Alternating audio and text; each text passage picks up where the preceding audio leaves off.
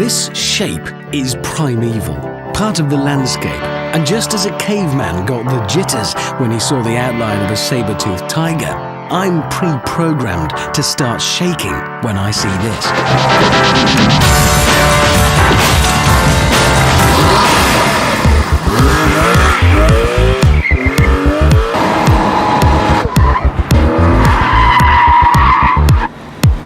So, which member of the 911 species is prowling around our track?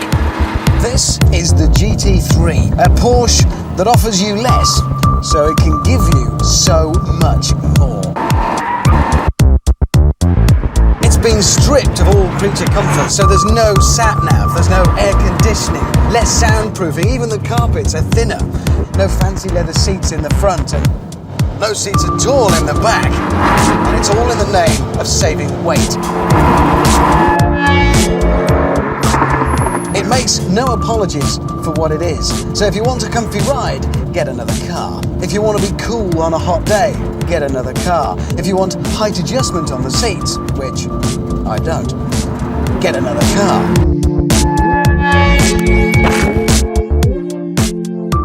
But what they've left behind is good stuff. For instance, look at the brakes. The calipers are yellow, not the usual Porsche red, and they signify something important. The discs are ceramic. Sounds like pottery, but it means they can cope with enormous punishment without overheating and fading. And then there's the engine. Oh yes, the engine. It's hand-built from exotic materials like titanium, and it's probably the most important part of the car, which is good because it costs 40 grand. Shame then that you can't really see it. It's in here somewhere, behind this old washing machine.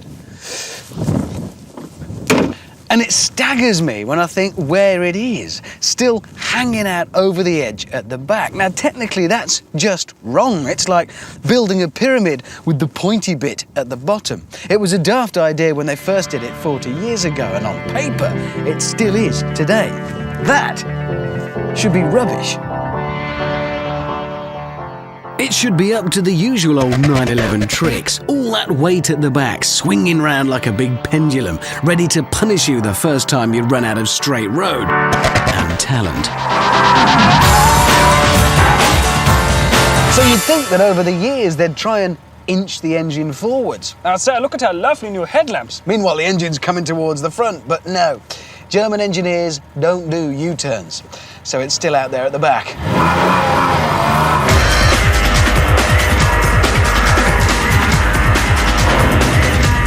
Wherever it is, though, what an engine! And the figures speak for themselves. 0 to 60, 4.5 seconds. Top speed, 190. And for once, it's not scary using all that power. In the bad old days, to try and counter the handling problems, Porsche tried crude Heath Robinson measures. They stuffed the front bumper with lead to try and balance it. But none of it worked. In the 70s and 80s, the 911 was the Grim Reaper's company car. Huge crowds would gather at roundabouts to watch fat stockbrokers climb trees in their Porsches.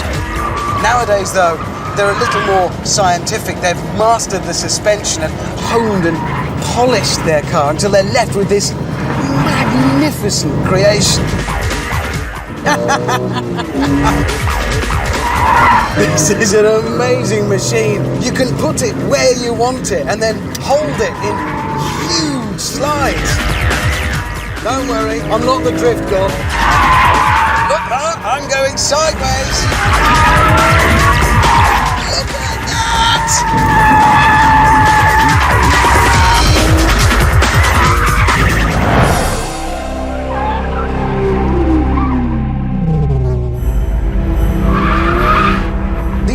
At the wrong end, yeah. So what? Sure, it's a flaw, but it's a flaw like Cindy Crawford's mole, J-Lo's enormous buttocks. It's become its defining feature. It's the whole point of the car. The GT3 is final and absolute proof that evolution works. And after 40 years, this isn't just good, This is the best 911 ever.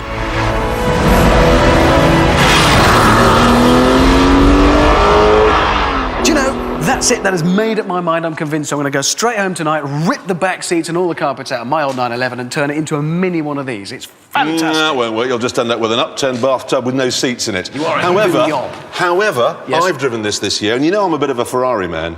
Footballer. Yeah. This was the best car I've driven all year. GT3. I never thought I'd say that of a 911. I can't believe you are, but- I adored it. I'm glad to hear you say it. It is absolutely fantastic, but of course there is just one test left for it, the Stig. Now, before we sent him off to HMS Invincible, which we'll see in a short while, as a bit of practice, because it is bucketing out there, we sent him out on the track in this. So, schnell, Herr Stigmacher.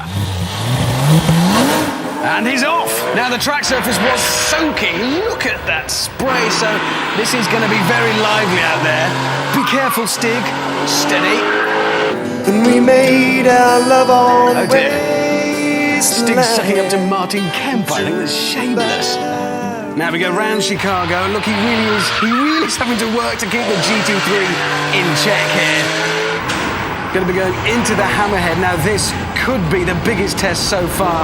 You can actually see the front end lifting under the power. This is not a day for a rear-engine car at all. Definitely not a day for a rear-engine car out there. That is so difficult in the wet. Blasting out of the follow-through, and he's going to lose it. Hang on there, Stiggy. Look at that. Not even breaking into a sweat. The last two bends now. Is he going to keep it off the grass? Tidy through Gambon at the end and across the line in. Now, this is important. Wet track, the fastest wet lap we've ever had so far is a 911 Turbo, which of course has four-wheel drive. This doesn't, and it did it in... I cannot believe this. In the wet, 1 minute, 27.2. That's just... look at that. That's faster than an Evo 8 in the dry. That's a... if that had been dry, I don't even think what it would have done it in. No. That's got to be... Anyway, after that momentous drive, Yeah. he went off and he joined the Navy.